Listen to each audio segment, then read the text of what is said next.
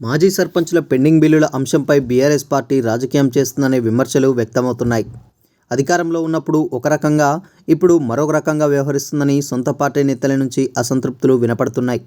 నాడు ఆర్థిక వనరులు పుష్కలంగా ఉన్న బిల్లులను చెల్లించకుండా ఇప్పుడు ఆందోళనకు ఉసిగొల్పడం ఏంటని ప్రశ్నిస్తున్నారు. మాజీ సర్పంచుల చలో హైదరాబాద్ కార్యక్రమం వెనుక బీఆర్ఎస్ హస్తం ఉన్నట్టు నిఘా వర్గాలు ప్రభుత్వానికి రిపోర్ట్ ఇచ్చినట్టు తెలుస్తుంది. ఆందోళన చేస్తున్న మాజీ సర్పంచుల్లో మెజార్టీ మంది బీఆర్ఎస్ లీడర్లు ఉన్నారని ఆ రిపోర్ట్లో పేర్కొన్నట్టు సమాచారం. అప్పటి ప్రభుత్వంలో చేసిన పనులకు బిల్లులు ఇవ్వకుండా పెండింగ్లో పెట్టడం వల్లే ఇబ్బందులు తలెత్తాయని చర్చ జరుగుతున్నది. బిల్లులను రిలీజ్ చేయాలని పలుసార్లు విజ్ఞప్తులు చేసినా పట్టించుకోలేదని, కనీసం అపాయింట్మెంట్ కూడా ఇవ్వకుండా దూరం పెట్టారనే విమర్శలున్నాయి. అధికారం పోయిన తర్వాత మాజీ మంత్రులు మాజీ సర్పంచులపై ప్రేమ ఒలకబోస్తున్నారని సెటైర్లు వినిపిస్తున్నాయి. నాడు ఖజానాలో డబ్బులున్నా బిల్లులు చెల్లించలేదని, ఇప్పుడు మాత్రం మాజీ సర్పంచులను ఉసిగొల్పడం విడ్డూరంగా ఉందని ఆ పార్టీ నేతలు తమ ఇంటర్నల్ మీటింగ్లో సెటైర్లు వేసుకుంటున్నట్టు తెలుస్తున్నది. ఇదే విషయాన్ని కొందరు సీనియర్ బీఆర్ఎస్ లీడర్లు మాజీ సర్పంచులకు ఫోన్ చేసి హితబోధ చేశారని సమాచారం.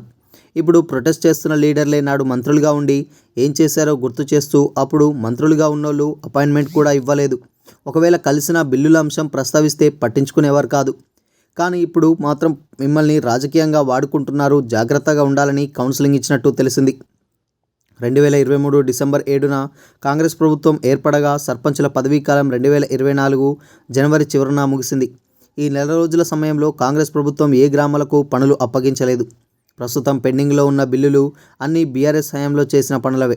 అయినా కాంగ్రెస్ పవర్లోకి వచ్చిన తర్వాత గ్రామ పంచాయతీలో జరిగిన పనులకు సుమారు 588 కోట్లు రిలీజ్ చేసినట్టు సెక్రటేరియట్ వర్గాలు తెలిపాయి. అయితే పంచాయతీ చట్టం ప్రకారం గ్రామాల్లోని పారిశుద్ధ్యం, మంచినీటి పనులు మాత్రమే గ్రామ పంచాయతీల నేతృత్వంలో జరగాలి.